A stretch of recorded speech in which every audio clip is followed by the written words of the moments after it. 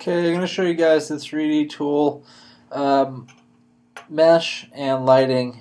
This is a crash course from this afternoon. I'm going to go through it kind of quick because there's a lot to cover, and you'll just have to hit pause and play and fast forward and rewind to catch up. So basically I'm going to show you how to make this kind of fake room here. And to start with, you're going to want to make a new document, file, new, and make sure that it's 720 by 486, 72 dpi for resolution, and this needs to be in pixels, not inches or anything else. Make sure that it's pixels. Super important. Hit OK. So you're going to have a background here, and the palettes that you're going to need to have open are located under the window menu. You're going to want to have the 3D palette open, the color palette, layers, and navigator. Remember, if you have Photoshop that's not extended, or the Photoshop CS5 or 5.1 extended, you won't have this window up here, the 3D menu, so make sure that you have that version before you start. If you don't, then you can bypass this whole thing and do this similarly in SketchUp, but you have more control within Photoshop. So to start with, I'm going to go to the layers. I'm going to double click this to unlock it. Just going to hit OK, and it unlocks that menu, or that layer, sorry. I'm going to hit Command A or Control A on the PC, and then I'm going to go over here, and under the gradient and the tool palette is, you click and drag out to the right, the paint bucket. I'm going to select a color from my color palette right up here. Select a dark color, hit OK, and paint that.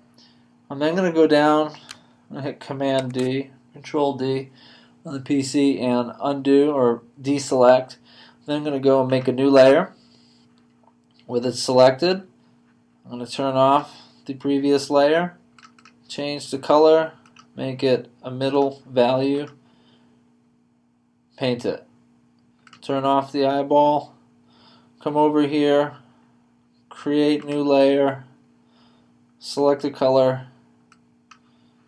I'll make it a little bit lighter, not totally white. Click it. Maybe I should make it a little bit lighter than that. Okay, so now over here in my layers palette, I have 3 layers that are of different values.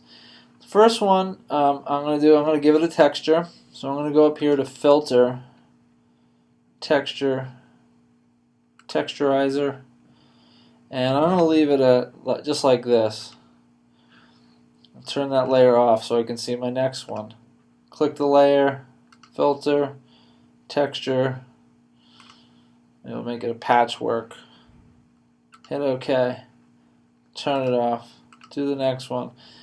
I'm just quickly going through these to figure out what might look cool and what might not look cool. Maybe mosaic tiles. Whatever. Just doing this just to kind of get some different textures for my piece. Now I'm going to make a floor, a ceiling, and a wall with these. You're going to want to observe here in the 3D color or the 3D palette what happens when I make each one of these layers into a 3D postcard. To start with, I'm going to go with the floor, or I'm sorry, the wall in the back. It's going to be black-ish. I have it selected. Go up to 3D, new 3D postcard from layer. And you'll notice that you have to pay attention to it. If it has this little cube at the bottom, that means that you've made it a 3D layer. Now in your 3D palette, you have 3D scene. If you click on this next one, you have mesh, which we'll be using. You have materials, and you have lights. We're going to use the mesh and the lights. Each time you make a new postcard layer, make a new mesh, and then you're going to want to use this very first menu up here. If you click and drag out on it, you have, what, 5 options here? By the way, you can also access these up at the very top left here, but I tend to just use this panel. I'm going to use the orbit tool, and I'm just going to click and drag to the right. And by the way, I can't see that palette or that layer, so I'm going to turn off these other layers. I'm going to turn this wall so it kind of looks like it's in perspective. I'll click and drag out the object menu. I'm going to make that kind of fall back in space. If I click and drag out on it, I can use the scale tool to push it away from me a little bit. But the thing I want to do is make sure that I'm chewing up the corners here. I don't want to have too much to fill in. Of course, I want to make sort of a deep space, but not terribly deep either. So I'm going to kind of flatten this wall out a touch, and then use the slide tool to kind of slide it away, and then I'll scale it again a little bit. Okay, so I'm going to do that again for my next layer here, the wall. I'll select it, or the floor, I guess. I'm going to select it, go to 3D postcard from layer, and with that 3D palette, I make sure that I'm selected on mesh, and I'm going to use the rotate tool again.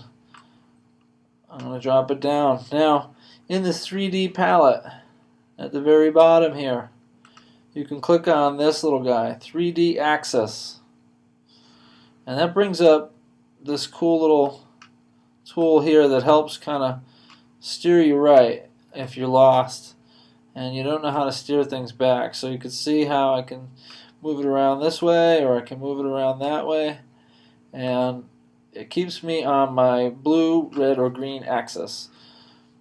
I'm going to come over here, Object Pan Tool, I'm going to drop it down. But you can see that it's not quite lined up right. So maybe I need to rotate this thing a little bit. So I hover over that till I get that rotate version. Okay, that's looking better. Pan it up into place.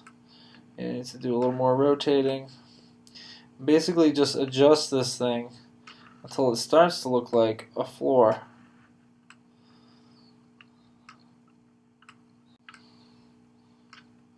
It's kind of a tricky mix of getting these edges to start to line up so they look kind of legitimately as if it were a room. Of course, you can overlap one over top of the other. I'm going to turn this last one on and try and rotate it into position. Whoops. I have to make it a 3D postcard layer first. And now using that orbit tool, I will try and pop it in as a ceiling.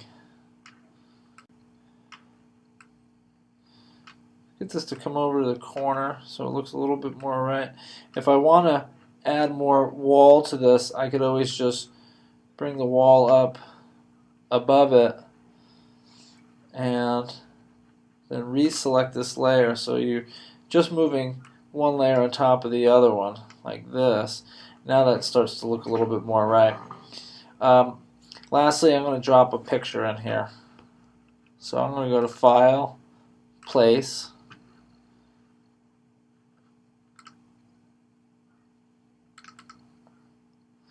grab this image, I'll put that in the background, but I also want to shrink it down. So holding down Shift,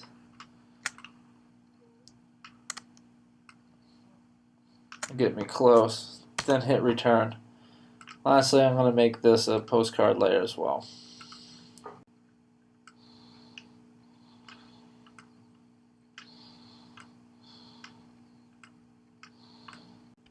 At this point, I have a 3D room. I've had to jockey the walls and the ceiling around.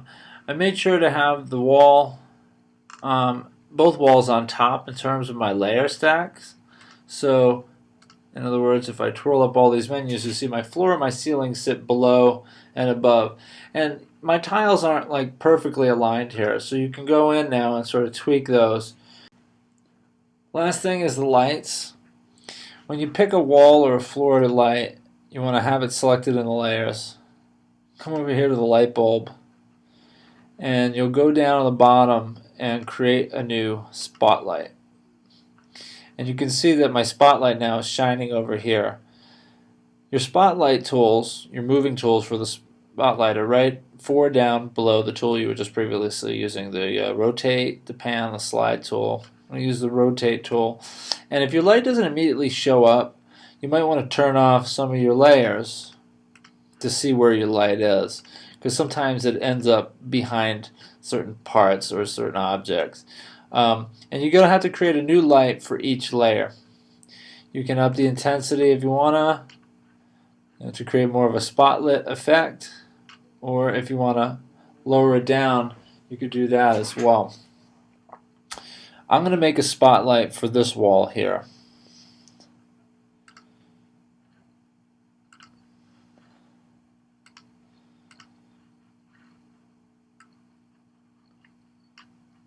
And you can see that I need to move it away using the pan tool, because right now it's lighting way too harsh. I also need to use the light slide tool to slide it back in space. So going back and forth between these four tools, just like you did with the last one, is going to kind of help you to get the light into the right position.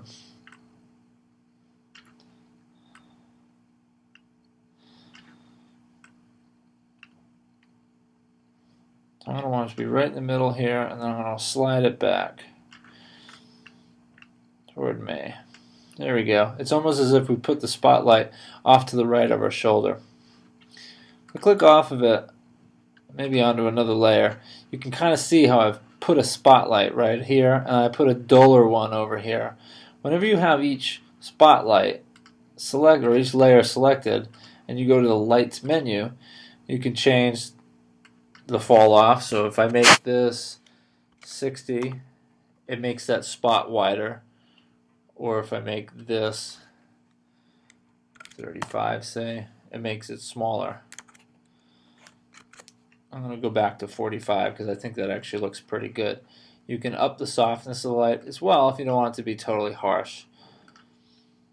Okay, once you're done and you've got this thing kind of set and you say to yourself, well, I want to make this dark, I want to change things, I want to use the burn tool, I want to kind of dress this thing up just a little bit more and add more contrast.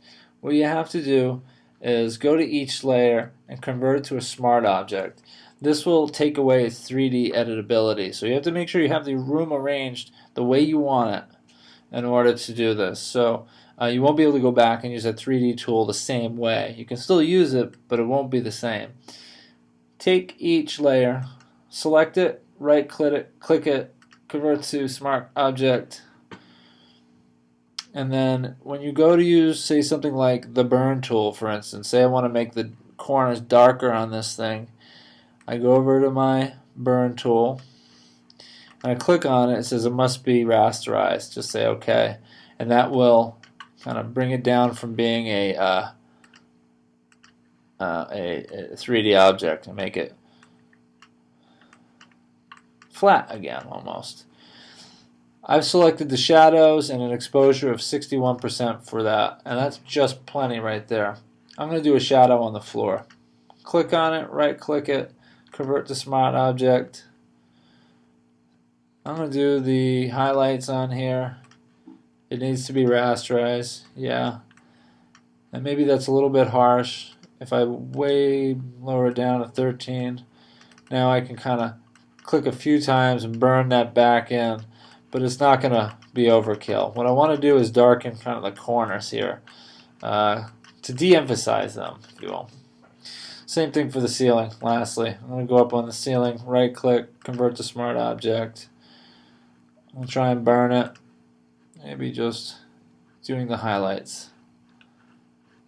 Bring it down a few pegs. Doesn't need to be that bright. Now what it's done is it's played up qualities of this wall that are important. You've actually just simply darkened your corners on your 5 lines to make an effect that this is the important part that should be emphasized in the image. Main thing is make these 2 walls on your top layer, make your floor and your ceiling on the bottom, and push that space back or forward and determine which is the area of emphasis. Once you have that figured out, you can light appropriately and then right click, convert to smart object, rasterize, and do any of the other effects that you need to do.